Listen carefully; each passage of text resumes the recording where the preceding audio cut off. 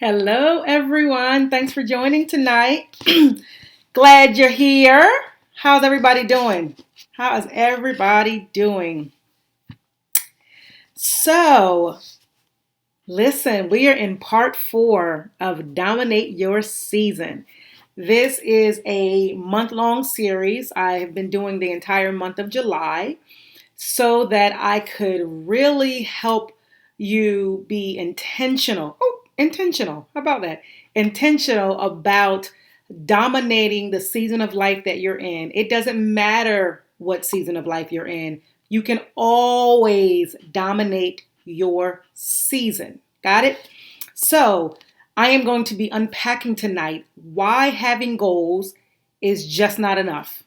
It's good to have them, we need them. It's just not enough to experience the kind of success or the life that you desire, or more importantly, the life that God desires for you. And yes, you need the goals, you need them, and I suggest that they're written down. But if you want to squeeze everything out of life, I mean everything that life that God has for you in this earth, in this earth realm, there are 3 ingredients, y'all, that really make up this tasty recipe of success that I think gets overlooked. And so we're going to be talking about that tonight. So welcome back to Flow with Monica. I am your host, Monica Spate. And if you've been here before, you already know that. But if not, welcome. If it's your first time, give me a hashtag newbie in the comments if it's your first time joining Flow with Monica. And this is your weekly dose of inspiration, strategy, and encouragement to help you master your mind, and maximize your life so that you can flow in your divine purpose. Got it? And so my whole goal is to really help you really live satisfied and fulfilled, abundant. That is the life that God desires for us. And that doesn't mean that we won't have challenges or tribulations or trials. Most certainly, if you are going to live a maximized life, those things are part of the process. But you can flow no matter what is going on in your life. And so I am your partner in flow and your coach to help you do just that. And so I have a question. Here's my question of the night. Here's my question. Tell me, do you have goals? Do you set goals every year? And if you do, right, 2-part question. Yes, if you set goals every year. The second part of the question is, do you write those goals down? Do you have those goals somewhere where you can look at them and reference them and, kind of use that as your tool to keep you on track? Comment and let me know. In the meantime, let me see who we have here tonight. And go ahead and say hi so that I can see who's with me. Hey, Sissy, my sister Tanya. Hey, Keisha. Hey, Mom. Hey, Missy, thanks for joining me. Missy is a regular, y'all. She is a regular. And so is Tanya, actually, and Keisha. But I appreciate all the support because Missy, she'll text me or send me some encouragement. And I really appreciate you, sis. Who else is on here? Is it Kyra's on here? Hey, Kai. Hey, babe. Yes. I can't see everybody. Who else is on here? I can't see everybody's name. Hey, Pam. How are you? So, yeah. Hey, Berlinda. Thanks for joining me tonight. I got some good stuff to share with y'all, and I'm really excited. So let me just get these little announcements out of the way. Oh, the question is, do you set goals every year? Yes or no? And if you do you write those goals down? Do you write those goals down? There's something that you can look at throughout the year to help keep you on track. That is the question. Hey, Jen. So tonight, we have a good show for you. So first, I want to remind you that I am going on summer break. I am taking a break in August and September from doing the live show. I will be on my page. I'll probably still post videos and check in and do some things, but I am taking some time over the summer and I'm working on some new projects that I'm going to be rolling out. And so I'm super excited about that. So I am taking a summer break and there's no weekly show in August and September. So make sure you're on my email list so that we can stay in touch and you know what's going on and all the things that I have to offer so that I can help you discover and embrace your freedom to flow in your divine purpose. You can also follow me on YouTube. The link is in the comments. And so if you've missed any lives or want to watch some lives, make sure you go to my YouTube channel and subscribe so that you can kind of watch anything that you've missed or kind of do some recapping, whatever you want to do. Go to the YouTube channel and it's going to be there. All right. So let's get this party started. I'm really excited about this. So let's do it. Let's do it. Let me see. Where do I want to start? Let's see. Okay, here's where I want to start. What I want to share with you, I want to remind you, if it's your first time to my show or if you haven't been here, if you haven't been watching the Dominate Your Season series since the beginning of the month, let me just tell you really quickly what this is all about. This series, Dominate Your Season, is all about helping you exercise your God-given authority over whatever season of life that you're in.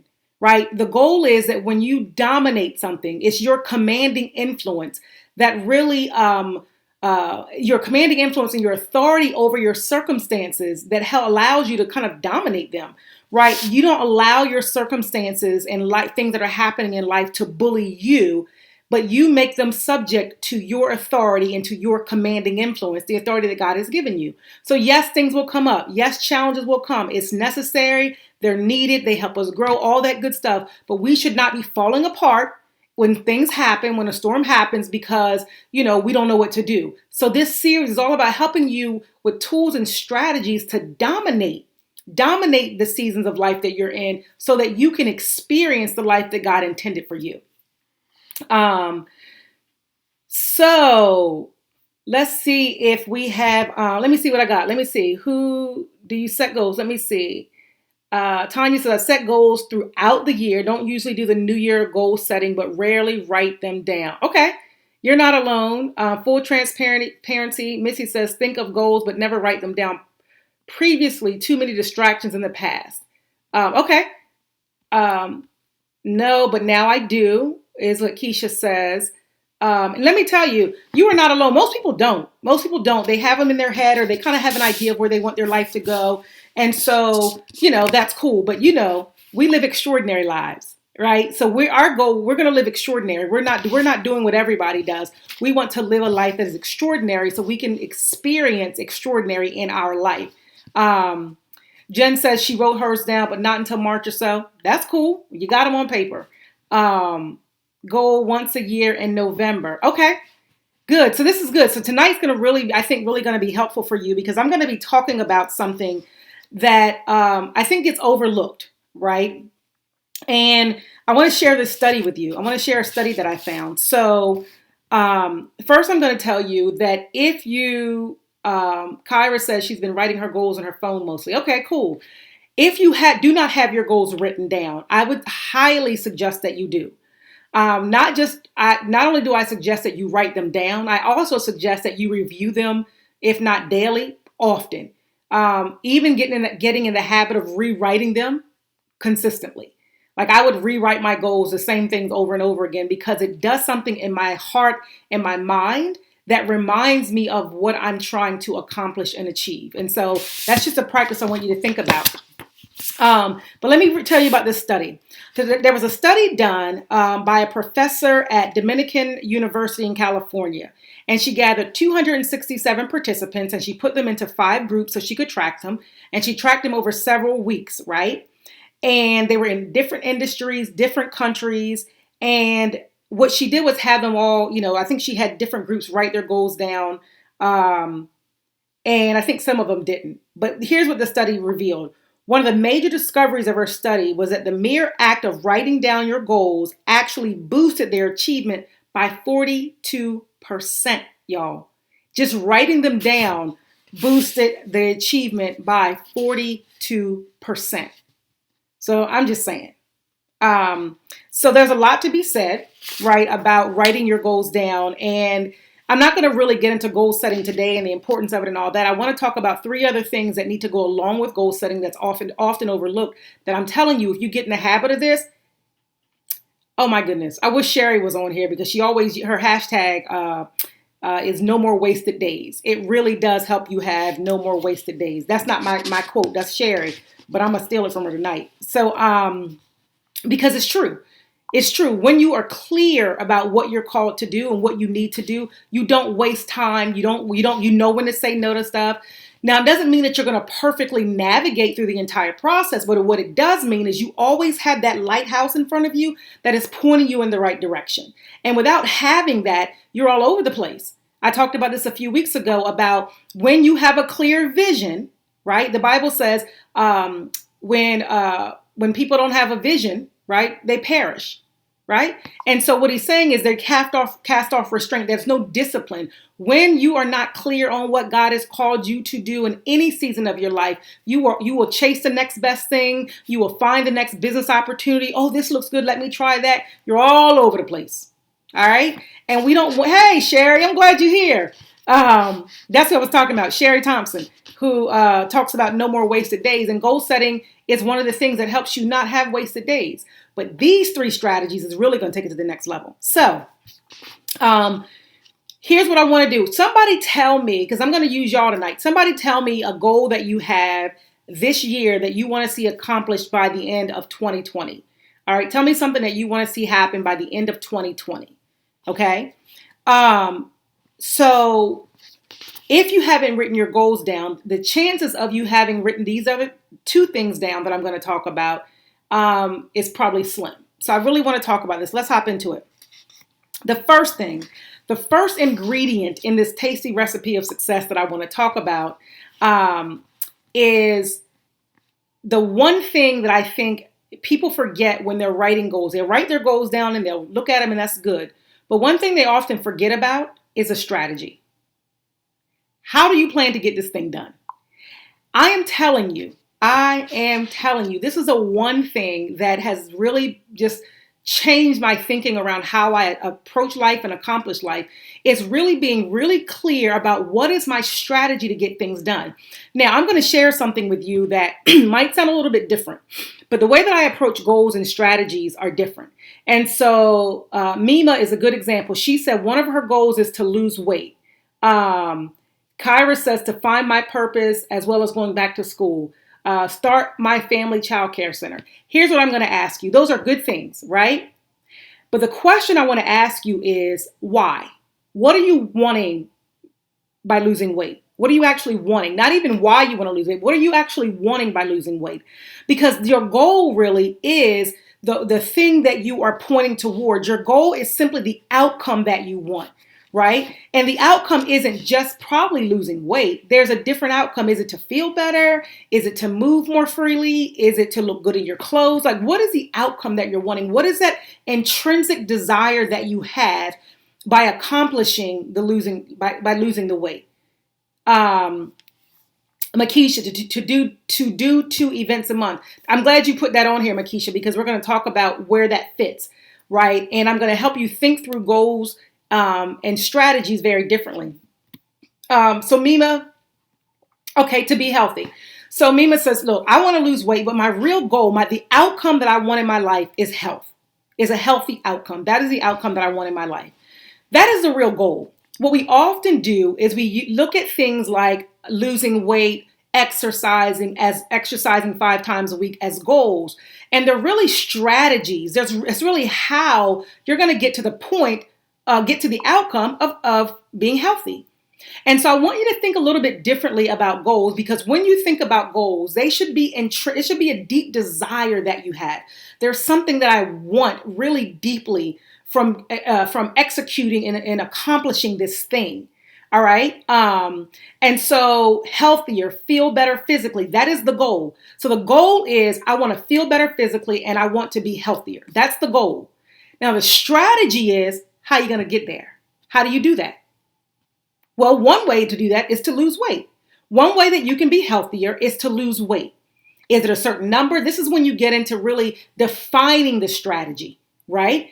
So the strategy is really, it's not the goal. It's the strategy is really the how. It is a process that you want to use to get the thing done. And oftentimes we are making strategies goals and we really don't have the goal. And because we don't have that deep desire, that deep intrinsic want, it's easy to get off track. because the goal is really broad. It's bigger. It's the thing that is drawing you. I don't even call my goal my why. My why is a mission, right? So I want to be healthier because, right, it might be my health, my reason for wanting to be healthy, like my why, my mission is so that I can move more freely in life.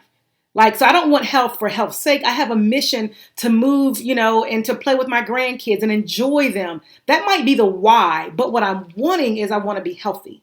Do you guys get that? Help me drop in the comments and let me know if this makes sense, because I'm gonna be doing some training tonight for real. As y'all get your free, I'm really gonna break some things down for you.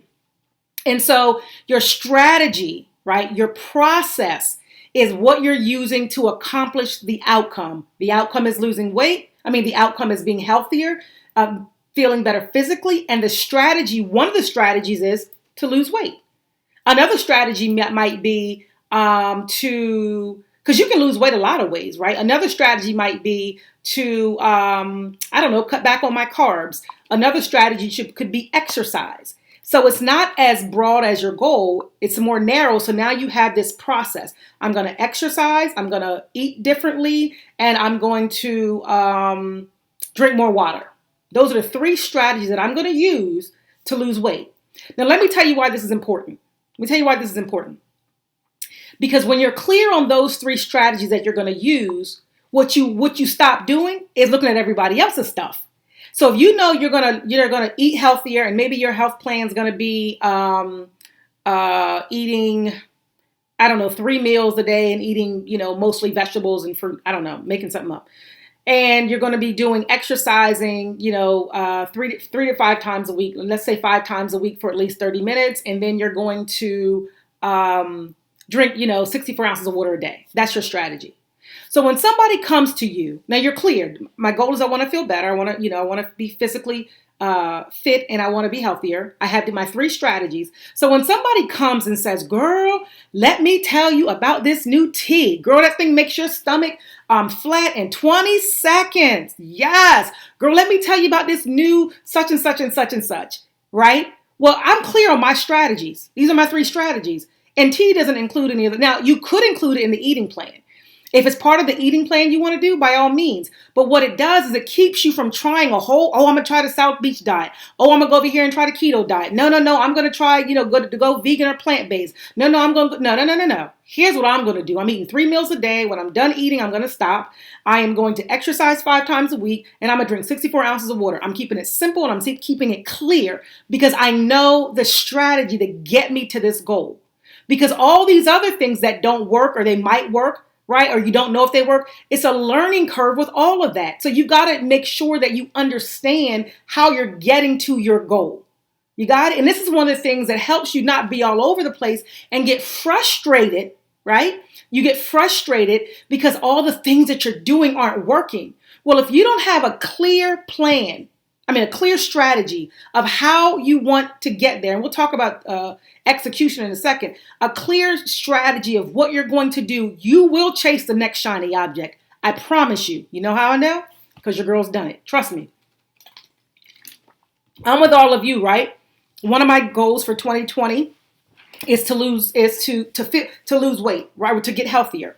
So my goal really is that I just want to move more freely. I feel like my body ain't moving the same way. I don't have that same pep in my step, y'all. I ain't got that, I can't rip and run like I used to. My knee be hurting, y'all. And it don't feel good. Like, you know what I mean? So my wanting is I want to move with ease, and I want to be really strong. That's really important to me. So because strength and movement is really important to me, I actually prioritize stretching even before I prioritize eating well. It wasn't that I wasn't thinking about eating well. I was working on that, kind of was a second priority. But my first priority actually was, for a while, just movement. I just wanted to move more. I was going to the chiropractor every single week, right? So I could get my body aligned. I was getting treatments, for my back, and I was stretching more. I was stretching sometimes 2 to 3 times a day. I would work for 50-minute sessions, and then I would get up and stretch or do some movement, because my goal was to be stronger and to move more freely. It wasn't just about losing weight. right? And so the strategy that I was using to move free, to be healthier, and to feel good, one of my strategies was movement. Now, one of the strategies to move freely and to feel better is to lose weight. And so now I've been focusing more on the eating part and doing some things differently there. And so I know what my eating plan is. I know what I'm going to be doing for a while. I have in my mind, I kind of look at it like I'm going to take 30 days and try this. This is what I'm going to be focusing on. If it's not working, then I'll adjust it as I need to. You can certainly adjust your strategy, and you should as you assess it. But the other day, somebody reached out to me about some products, some kind of product line for health. And oh my God, she told me all this great stuff. And I listened to her, looked at this stuff. I'm not interested because I'm not looking for a whole bunch of supplements. I'm not looking for a whole bunch of stuff to drink and a whole bunch of shakes. I'm not looking for that because I know what my strategy is. Got it? And so I'm not looking to the left. It's like I have blinders on, and your strategy it's your blinders. It keeps you focused, y'all. It keeps you focused. So one of the reasons we're not dominating is even though we may have our goals written down, we don't hardly refer to them often. That's number one. And then sometimes, even if we refer to them, we don't even know how to get it done. We don't have a plan a strategy in place that tells us, here are the things that I'm going to do to get this thing done. Got it? Let me see. Make sure any comments. Shanika, this is on time, and I sell and use tea. Well, good. And if that's your strategy, Shanika, use it. Absolutely. Whatever your strategy is, use it.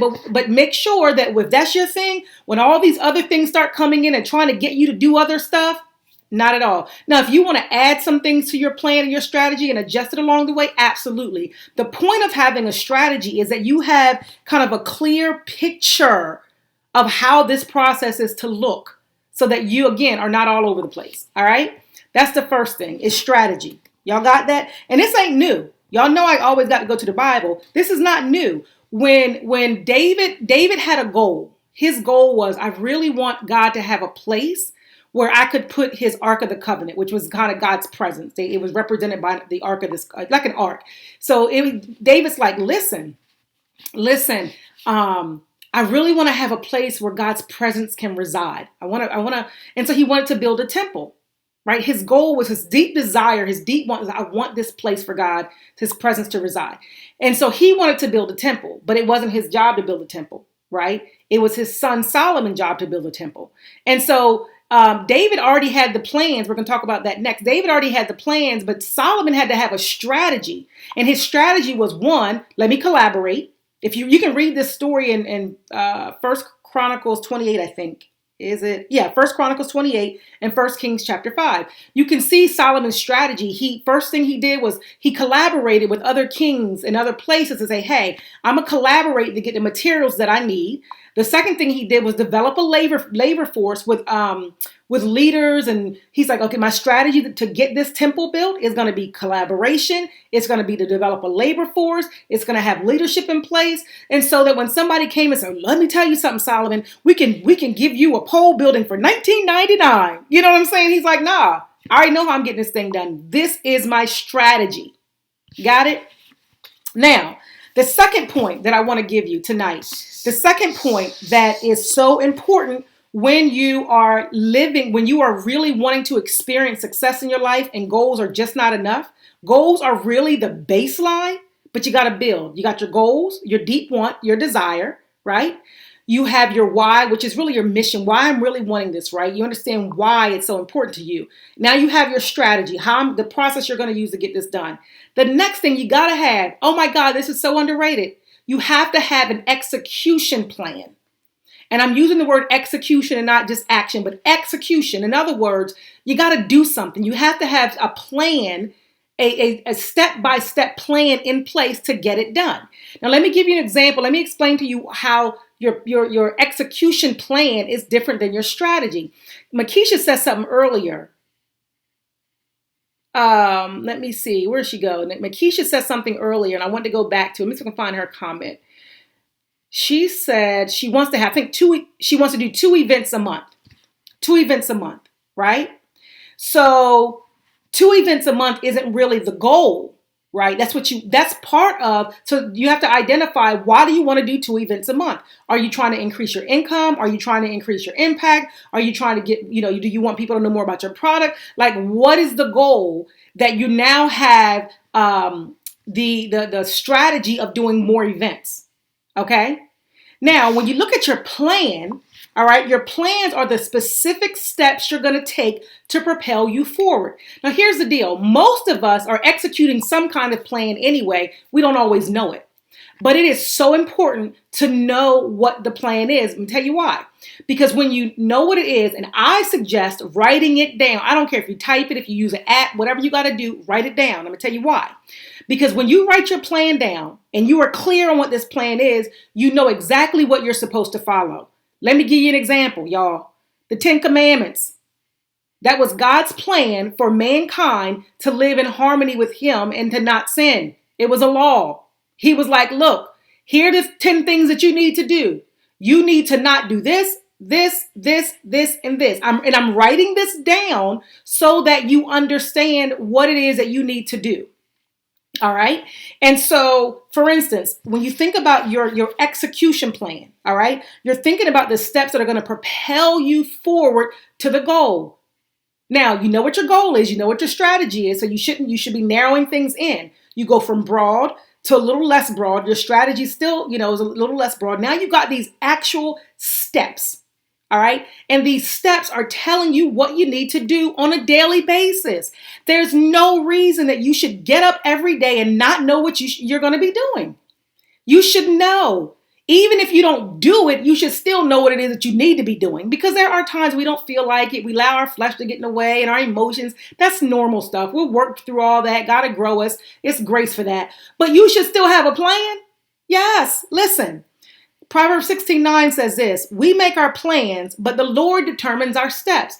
Often people read that scripture like, yeah, man tries a plan, but it's God who determines your steps. Yeah, but hold on.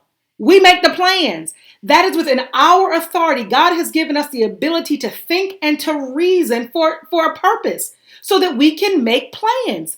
We should make them with God, which is why Proverbs also says, acknowledge Him in all of your ways and let Him do what? Direct your path or direct your steps.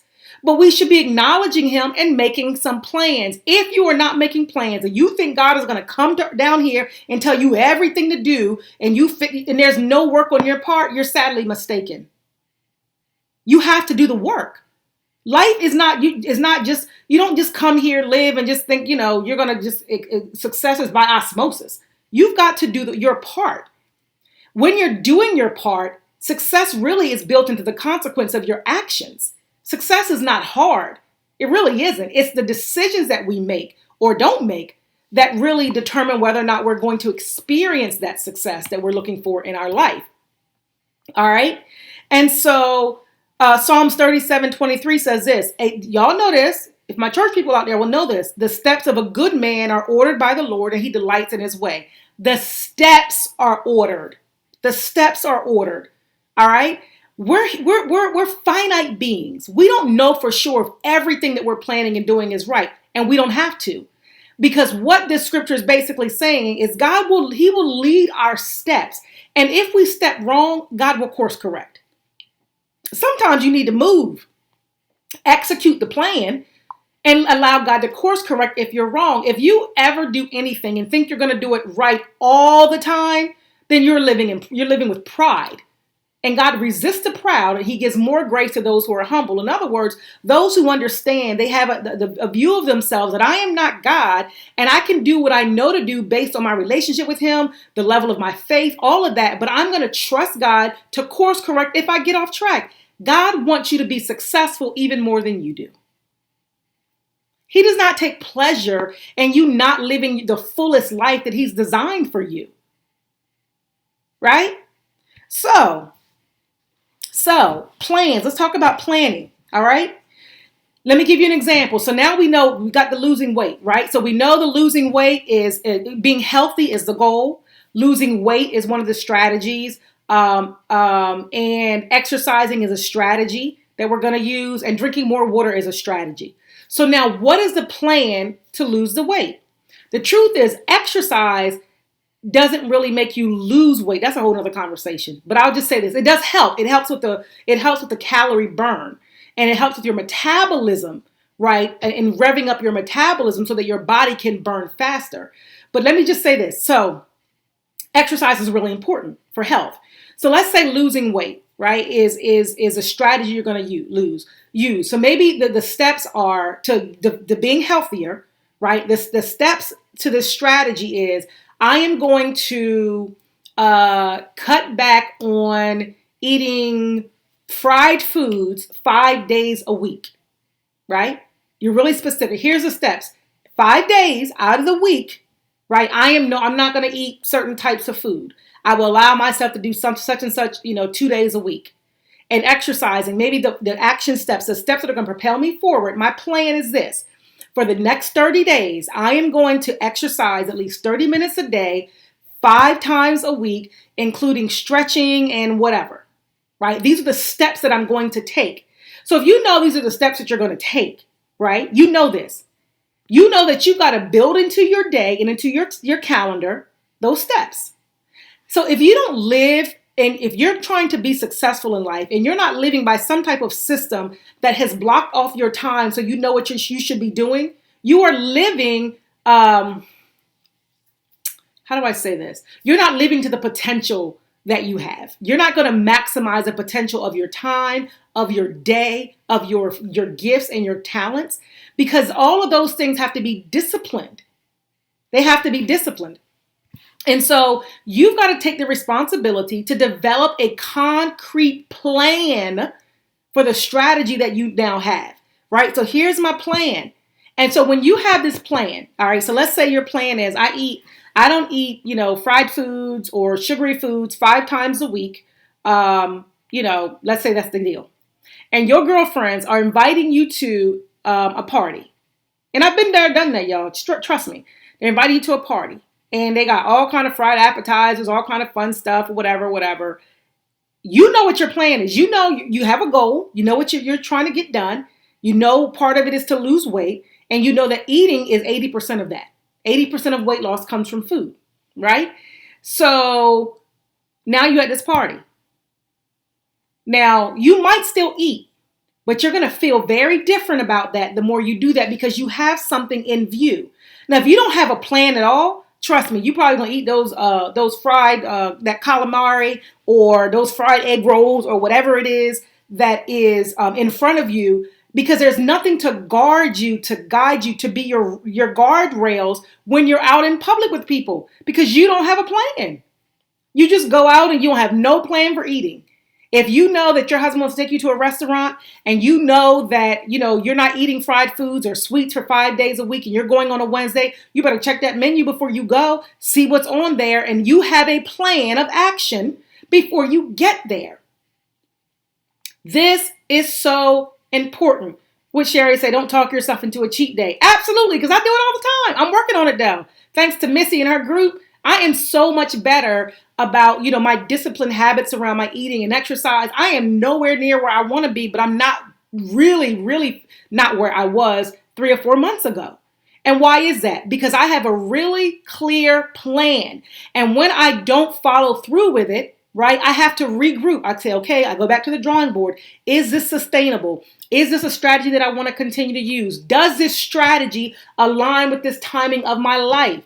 Now, listen, if you're pregnant, or if you're running a marathon, there's certain strategies. It's not going to make sense for you not to eat any carbs, right? You might need some.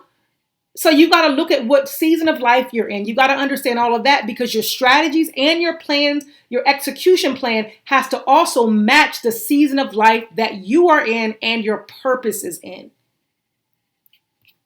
Does that help? Because I'm telling you, here's the deal. Here's what I realized. It's not that we don't have good intentions, right? It's not that we don't have good intentions of accomplishing our goals and wanting to live really well. It's that we don't go the extra mile to do the things that are really, it's hard. It's work. And when I say hard work, I don't mean hard meaning physical labor, and it's not like a whole lot of mental labor, but it takes time and energy. It's worth it. It is so worth it. It's so worth it. And there's one more point I'm going to give you, and then I'll be done. But get this. When you think about, setting plans and setting, you know what? No, I'm going to give you this last point and then I'm going to go back and share this story with you. Let me write it down because I don't want to forget it.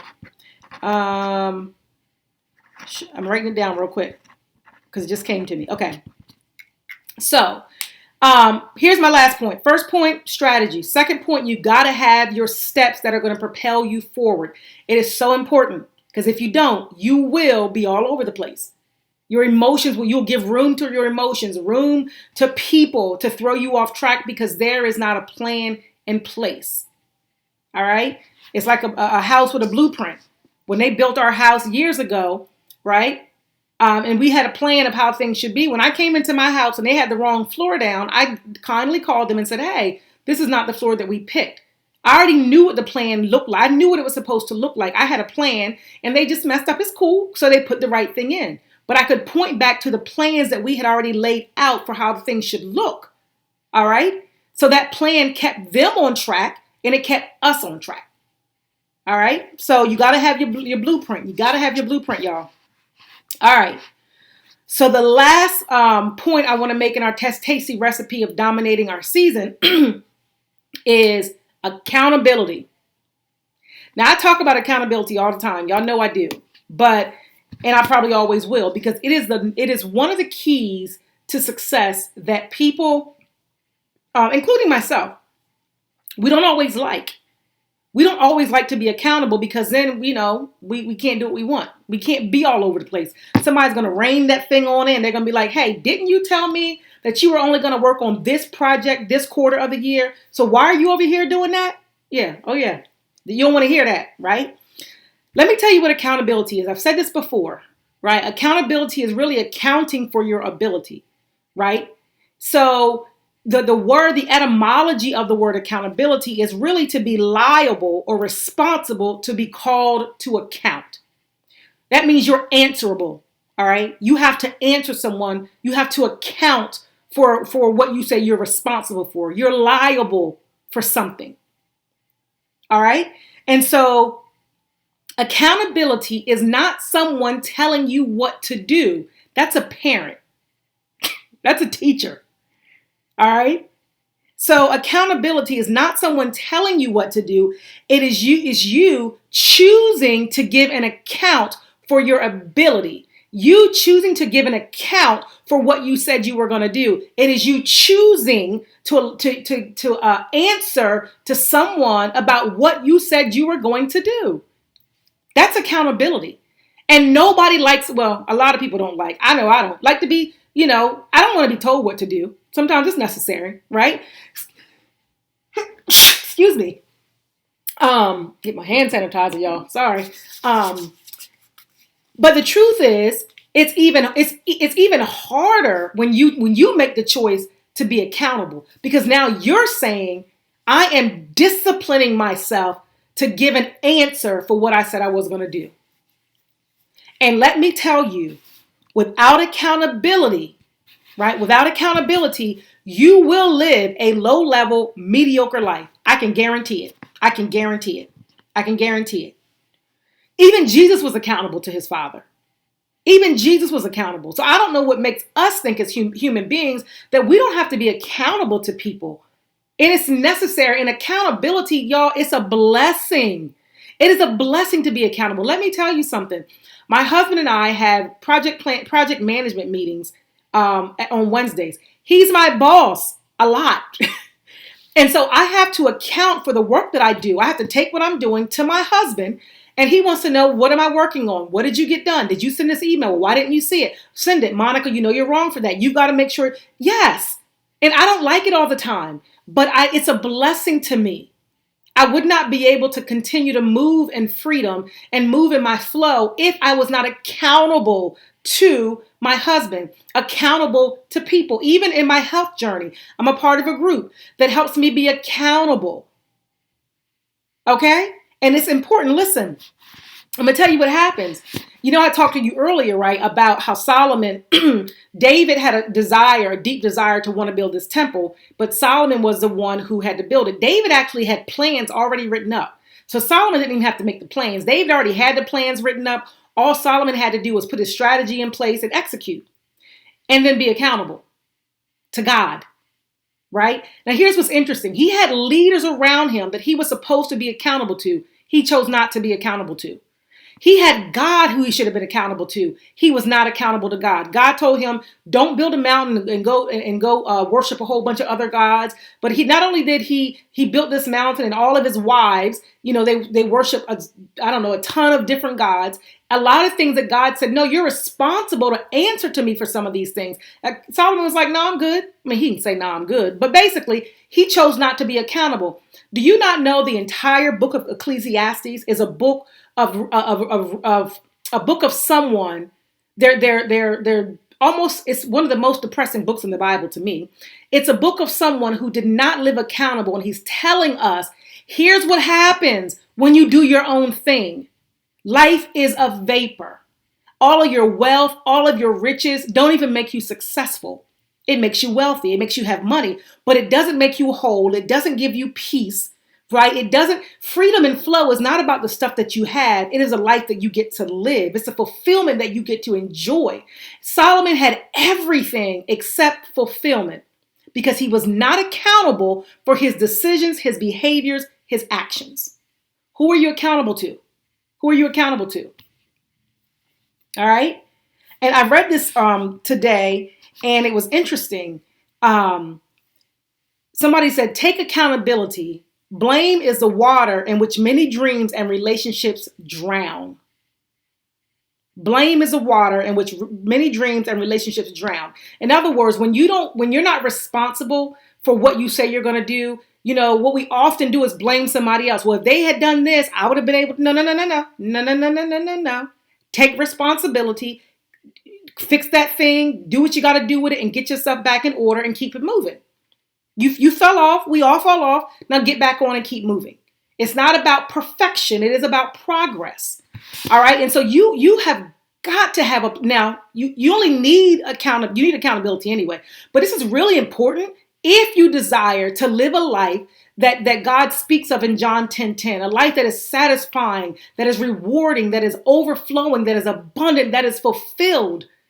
There is no way that you're going to experience that kind of life without accountability. So when if you're in Flow 2.0, they'll tell you,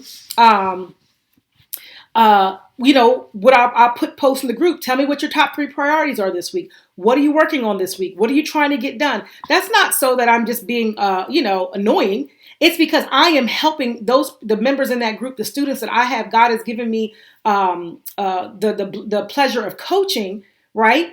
My role is to say, hey, let me help you account for the ability, because I know you can get the book done. I know you can start the business. I know you can finish writing this project. I know you can do this. I want to help you account for the ability. So don't go silent on me. Where are you?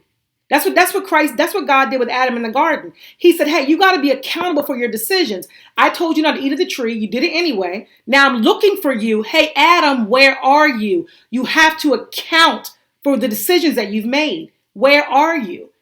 And that wasn't because God wanted to beat him up. He wanted to show Adam where he was, right? Hey, I know this, and there's consequences that you got to deal with. You can deal with them, but don't worry. I'm going to bring, Jesus so he can reconcile all this back and y'all can get this thing back together. So yes, there might be a consequence when you fall off, but it's okay because there's grace for that. You don't have to hide. What blame does, when you don't follow through with things that you're going to do, you start feeling shame, you start feeling guilt. And what happens is you do what Adam did and you start hiding. You start shrinking back. And now the gift of God in you, nobody gets the benefit of that blessing.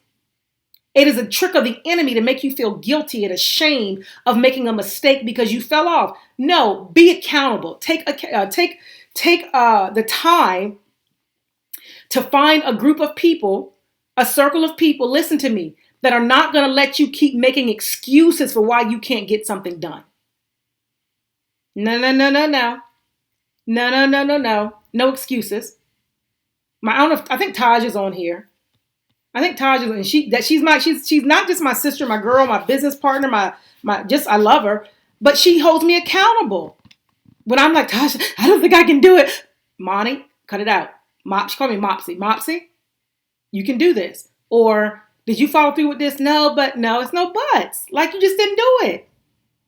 It is what it is. Now, I don't always like it, but I need it. And I'm learning the blessing of somebody calling me on the carpet. Seriously, it is hard. And I'm working through it in some areas, but I'm determined. I am determined. I will not live a mediocre, less than life. I absolutely refuse to live less than what God has designed and desired for me. So accountability, it is part of the process of dominating any season of your life, especially when you're going through a challenging season. You definitely need somebody to come get you out of bed and to help you. I'll never forget when my dad passed away and my first birthday after my dad passed away. Let me tell you something. I was a mess, and I had determined that I was going to stay in the bed all day long and I was not getting up. I had already made my decision. I don't need nobody calling me, and so I don't want none of that. I'm staying in the bed. I'm not getting up. I am depressed, and I am going to stay here. I had made that decision. Real talk.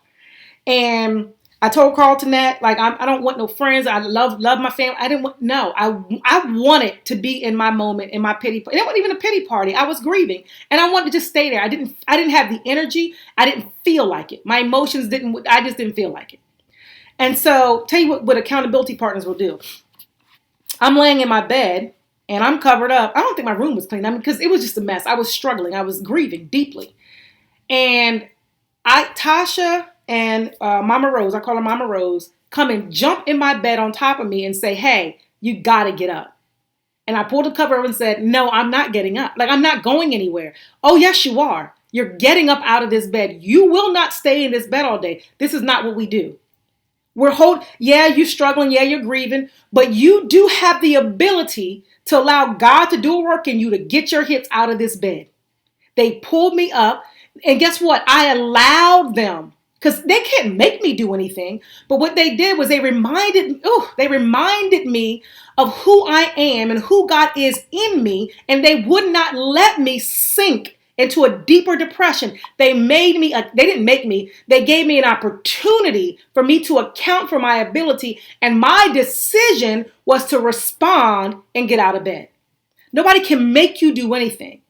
But if you want to live well, if you want to live abundant, if you want to live prosperous, and I'm not talking about external things, I'm talking about internal and external, you have to account, you have to account for your ability. And as Missy says, you must have like-minded goals. So that was my third. Let me read some of the comments. Let me see what I got with the comments. All right. Let me see, y'all. Y'all got some good stuff in here. Let's see. Need to have a clear strategy. Strategy is my blinders. It's your focus. Let me see. I saw a resident sage, Miss Joyce. Here we go. Writing the plan down eliminates wasted time and energy, as well as providing checkpoints to keep your focus and lessen distractions. Absolutely. I'm just going to put that up here real quick. Absolutely. It changes the game. Catherine, this is really good. I'm glad, Catherine. I'm glad you're enjoying it.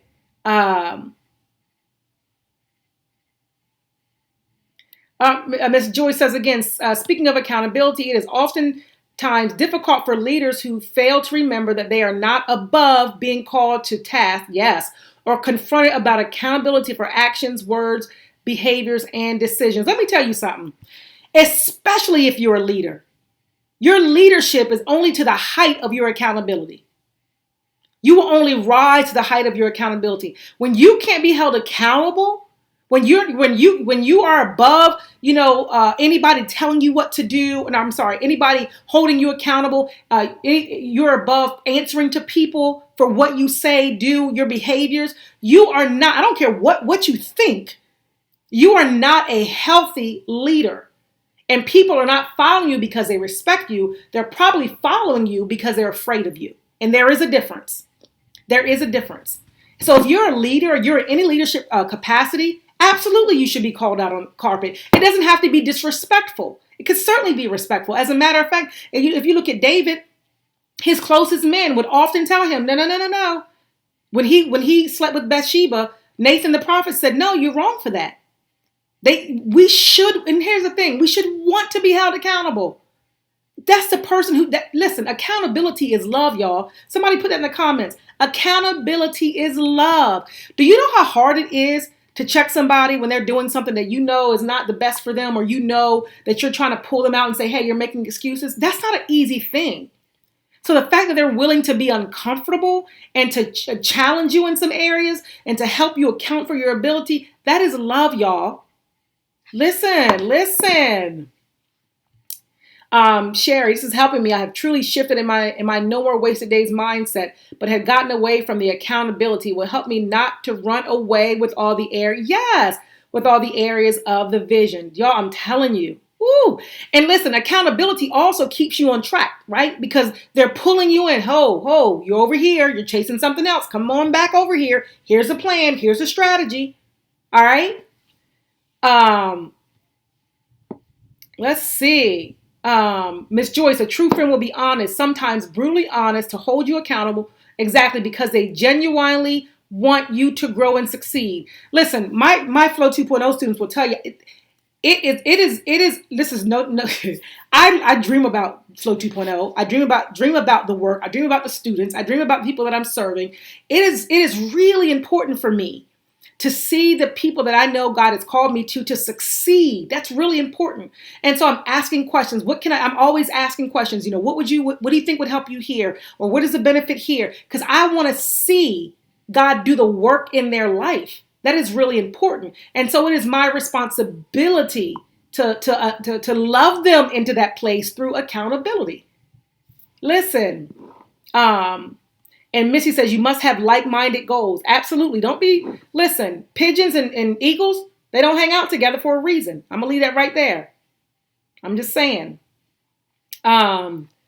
So let me get ready to close this out. I feel like, I know what it was. So I gave you 3 things. I gave you an understanding of goals, your deep want, your deep desire, the strategy, how you're going to get it done. And we talked about the execution plan, the steps that are going to move you forward. And finally, the accountability. That is what's going to keep you focused and causing you to account for that plan and strategy that you put in place, right? Now here, and listen, just so you know, your accountability is more than just to God. You are accountable to people. The Bible even talks about that. It says when you sin, confess also your sins one to another. It didn't just say come to me. It said confess your sins one to another. Yeah, to each other.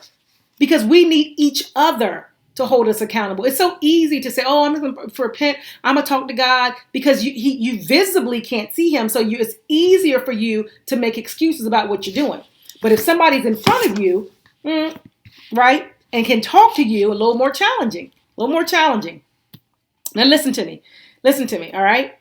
So I'm going to close with this. There's a story I love, and I may have shared it on here before.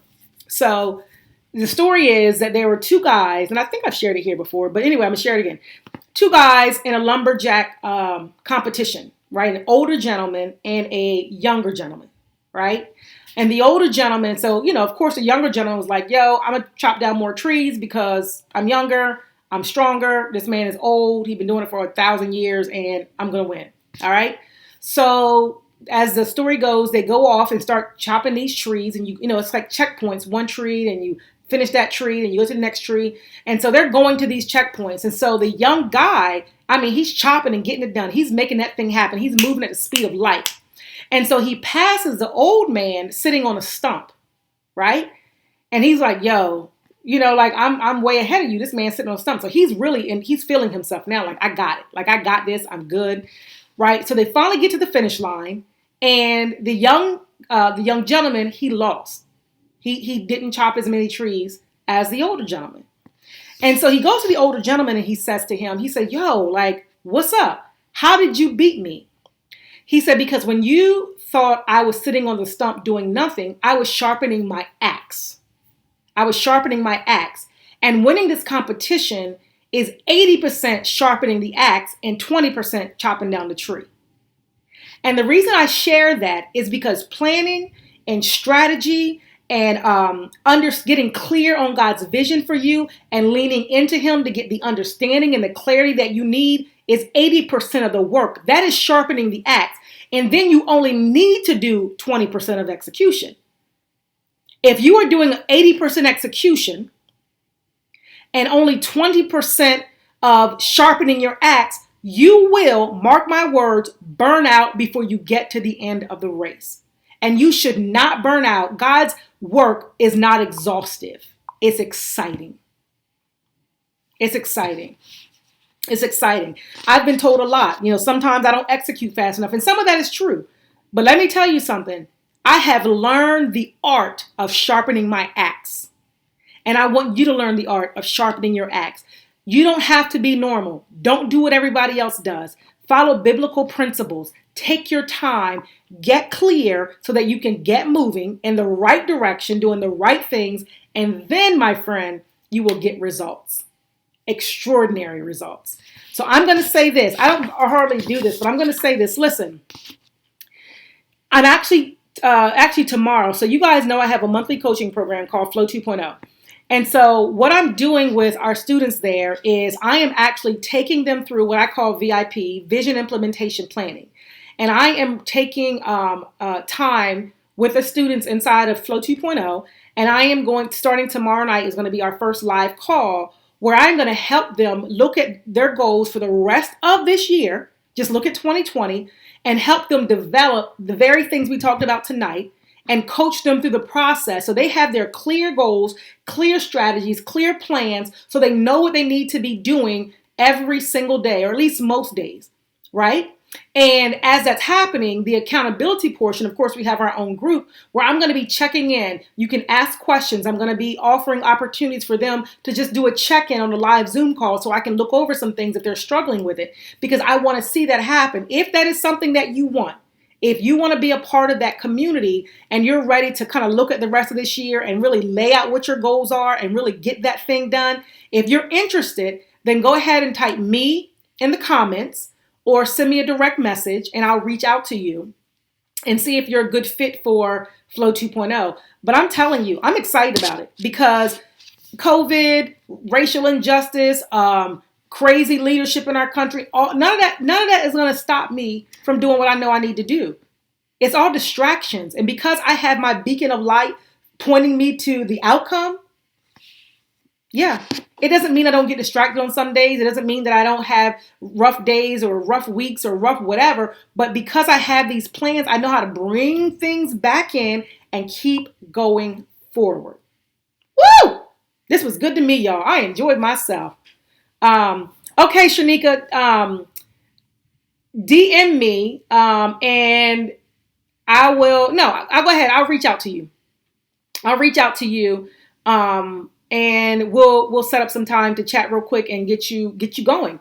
And if you join, by tomorrow night, I'm going to record, the live, but if you join before tomorrow night at 7:45, I will send you the information to join the live call, and you can actually start walking through your plan because those students on the call will actually walk away with a good part of that in hand. And I'm super excited about it, y'all. So I wanted to share this with you because I felt like it was really important for those that I serve who aren't even in Flow 2.0, just the people that I know I get a chance to impact and to share truth and wisdom with. So I hope this was helpful. I enjoyed it. I really did. And thank you guys for joining me. Let's see. Any questions? I think this is it. I think we might be good. Okay. So, all right, guys. Well, next week, you definitely want to stay tuned. I got a treat for you next week because next week's my last live for a couple months. I got a treat for y'all next week. You'll see it on social media. I can't spill the beans yet, but it's going to be hot. I'm telling you, I'm super excited about it. So, I'm good for tonight. I hope you enjoyed this. And until next time, guys, as always, stay in your flow.